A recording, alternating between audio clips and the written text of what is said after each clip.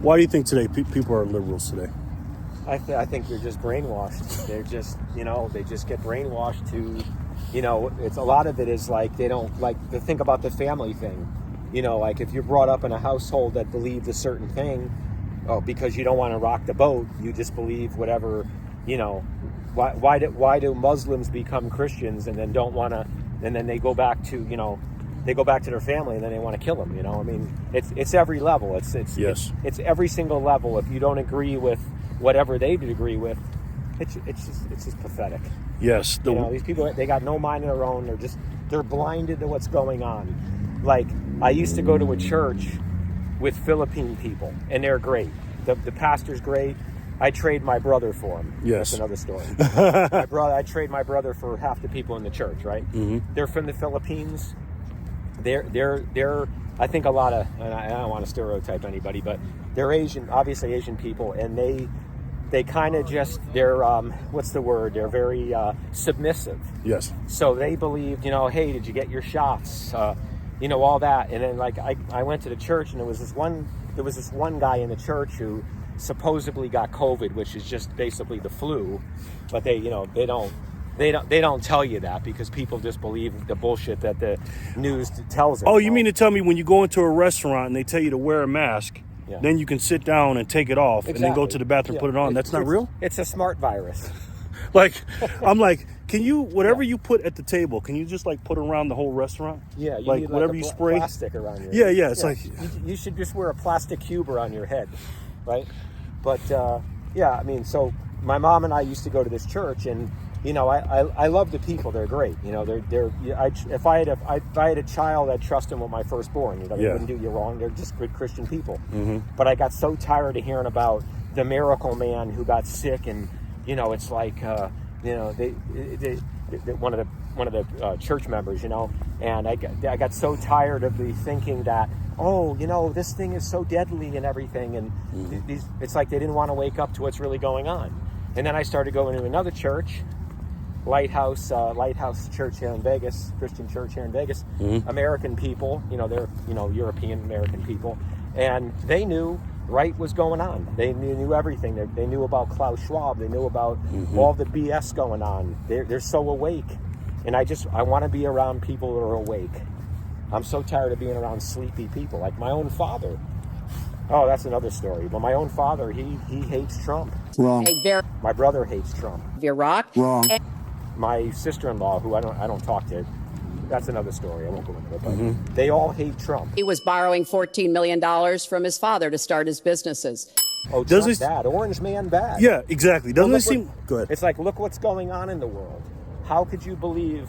How could you blame Trump? If Biden's supposed to be in charge, hey, you can see that it's like we're on a runaway train, or we're on an airplane gonna nosedive.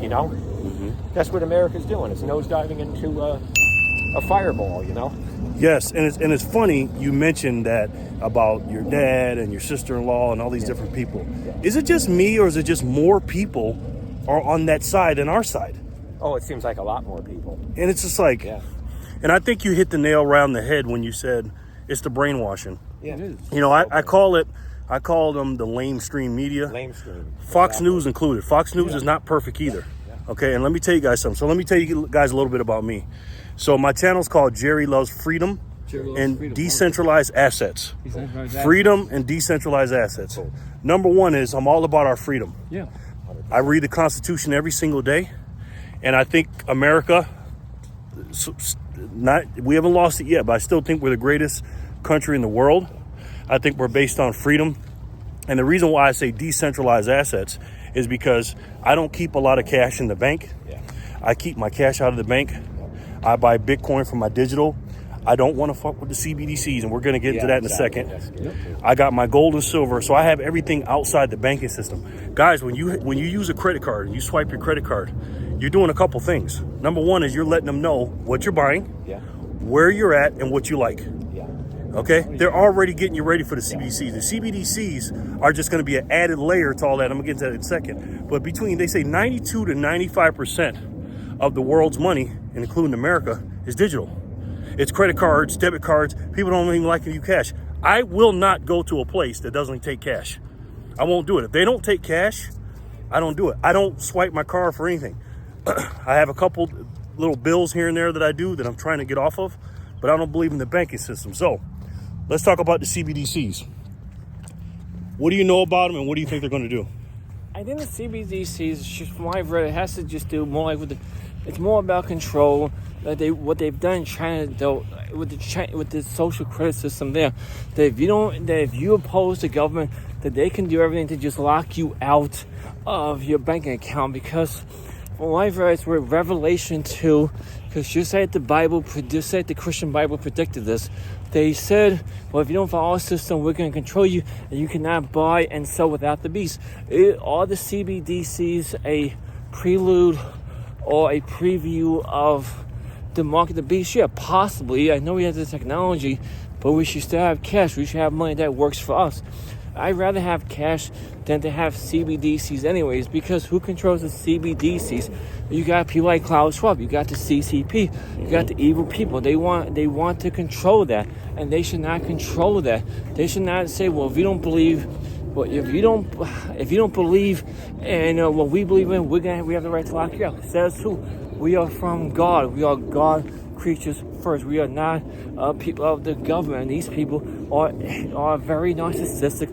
They're so bent on power because whether they are very insecure about themselves, they have their own issues, we don't know. But as the late 19th or 18th century philosopher Henry David Thoreau says, he just wanted to be left alone, left in peace, and that's what people want. They want to stop being controlled by what the government tells them to do, because it's just wrong.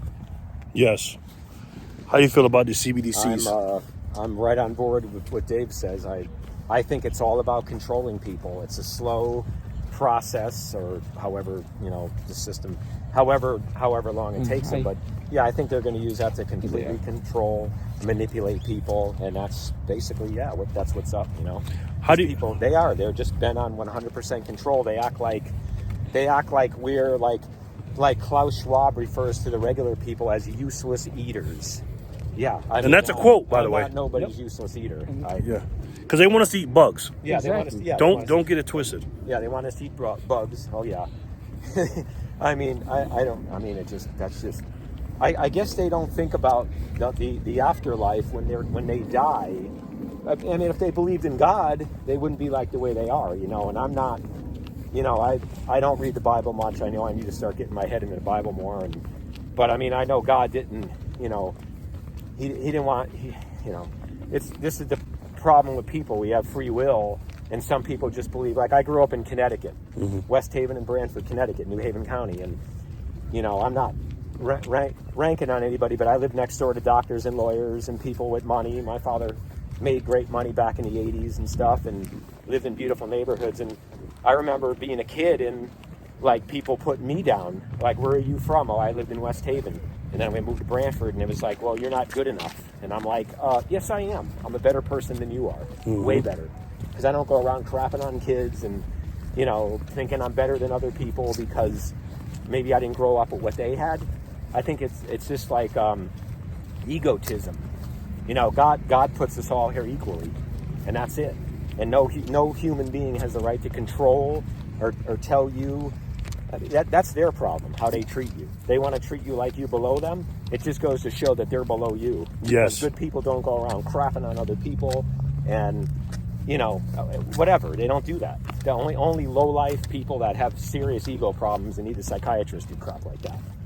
Evil people, in other words. 100%, Yes. 100%. They serve Satan. They serve the satanic stuff. Those people who serve Satan, they really think that once this life is over, they really believe that Satan's gonna reward them. No, he's not. They're gonna go to like a fire, and they're gonna be burning in hell, and nobody wants to be in hell. Not even your worst enemies should be there at all. Well, back to the CBDCs things, and I'm glad you guys made those great points. How do you think they're going to roll them out?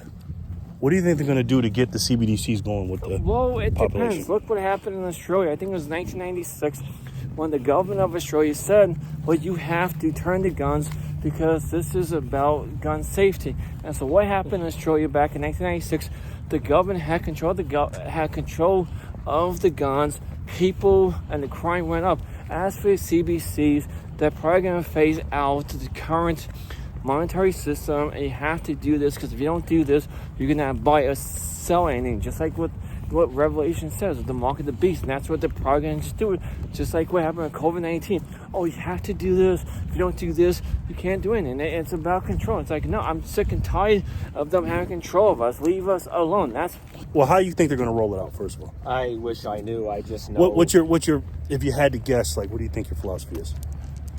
Well, I mean, I definitely think they're working on their own crypto, kind of like what China has with the Chinese yuan. Yep.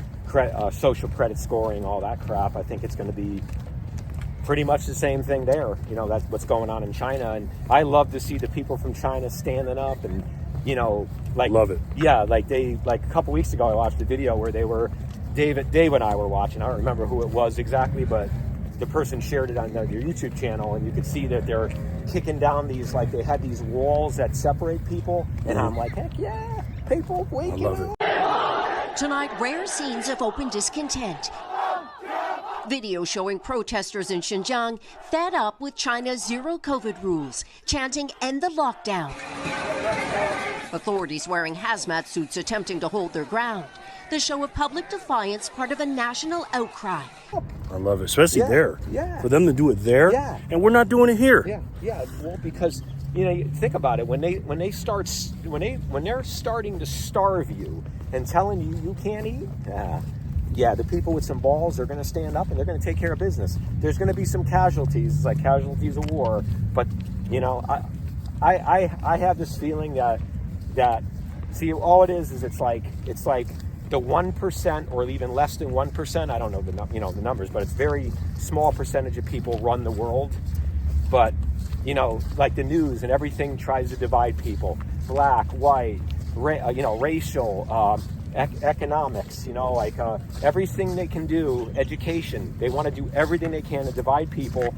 And if the people actually realized it was a bunch of bullshit and stuck together, what is the less than 1% going to do against 99 or 99+% of the people? Nothing. Not a damn thing. You know? Absolutely. I completely agree. That's why my mission is to go out here every single day and talk to two people and wake them up. And not to say, you know, I don't want to tell people. You want to say something? No, it's like I feel the same way. You want to help people wake up. But it's like you want to help them wake up, but you don't. It's such a touchy situation because everybody's got their beliefs, and you don't want to insult them. But it's like you want to open their eyes. Like I have a few friends that they just believe everything that the news tells them. You know, everything's good is bad to them, and everything is bad to them or bad in the world is good to them. And I just, you know, you don't want to insult them. Sometimes you write back and forth and you say something like, dude, you need to wake up. You're being stupid. It's like, it's so delicate dealing with people. It's very delicate because people are so, they just, like you say, their belief systems. They become their belief systems.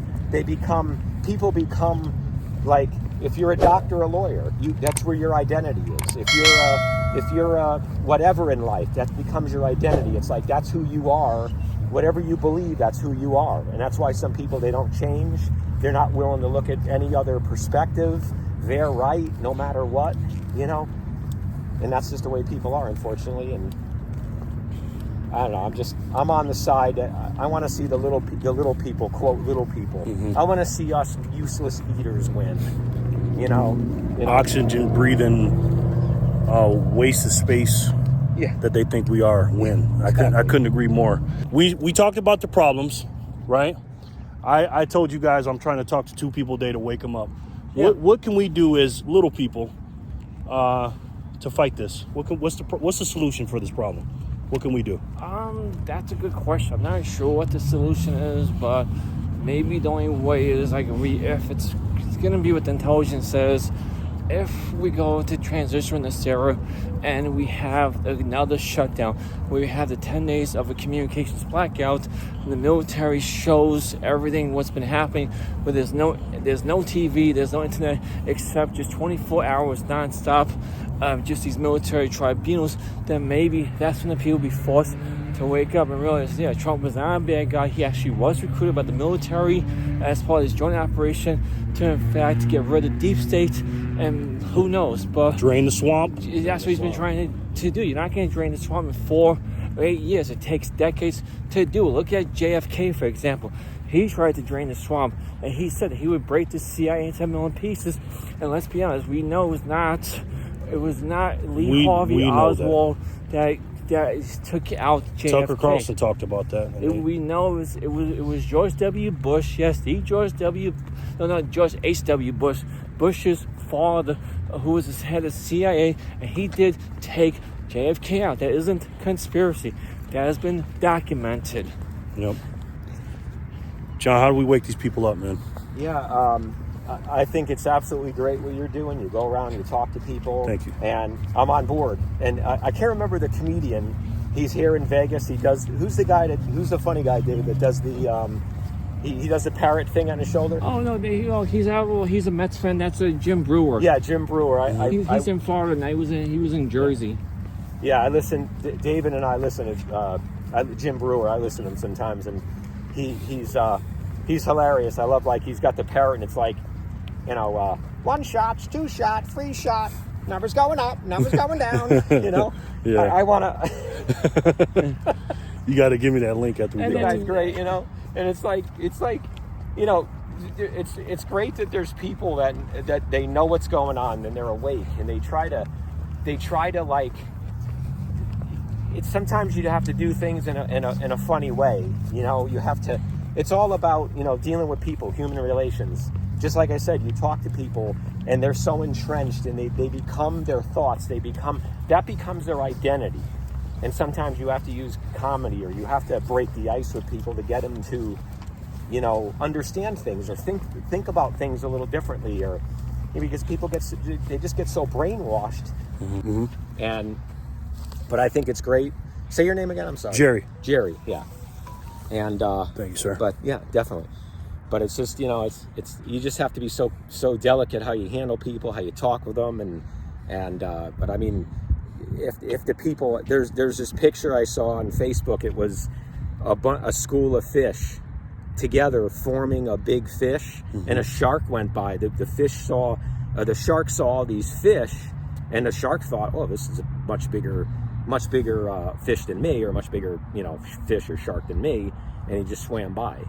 And if that's basically represents the people. If you're on the same page and you stick together, it's all BS. What they try to divide, and to listen to lamestream media. What do you think the 1% or less that own everything and control the media and everything? Do you think they want you to know the truth? BS. Of course not. It doesn't serve their needs for you to know the truth. But people don't want to wake up. I'll go sit and watch MSNBC. I'll get my news, you know. Like, I have a friend, he says, I'm a libtard. And I'm like, okay, dude, then why don't you stop listening to lamestream media? Listen to some of the stuff I send you, you know. And I know, you know, several people like that. And it's like, you know, you want to grab them by the neck and shake them. And it's like, seriously. But I mean, you know, it's human relations, and sometimes it's just hard dealing with people. And we all got our hang-ups. We all got our ideas about things, and that's kind of just who you become. And but people just need to wake up. And Thank you so much, John. I got to go Thank work. Hey, David, thank you. Jerry. I'm going to exchange information with these guys, and we'll see you soon. Thank you. Well, guys, there you have it. John and David, two of my new friends. They're about to go to work, so I got their phone numbers. I'm going to send them a link to the interview. In summary, the reason I picked those two people, and, you know, I know we want to wake people up because, you know, even the people that know what we know, I don't want them to, number one, keep it a secret. We got to spread the good word. And number two, and almost more importantly, is we don't want to make fun of the other side. Because when you make fun of the other side or ridicule them or whatever, or get in an argument with them, you are falling in the hands of what those people want us to do. They want us to be divided, and they want us to be conquered. And we can't do that, guys. So it's almost like Martin Luther King, what he did back in the 60s, you know. He didn't fight violence with violence. He was a peaceful man. I love Martin Luther King. And I'm not telling anybody to roll over and be a punk or anything like that. But, you know, because if violence comes to your door, you got to do what you got to do. But don't invoke it. Don't start stuff. And talk to them nicely. And there's ways to do that. And hopefully those kind two gentlemen will do it, and I think they will. And there's a couple other people I want to talk to. So this is the track I used to walk on, guys. Trying to get my 10,000 steps in. I'm at 8,724 right now. So I got to finish that up. Then I can eat. That's the deal I made with myself. I got to do a certain amount of steps, sets, and reps in order for me to earn my meal. So thank you guys so much for watching. I really appreciate it, and I will talk to you soon, and hopefully we'll get another one done doing one of these interviews. All right, peace.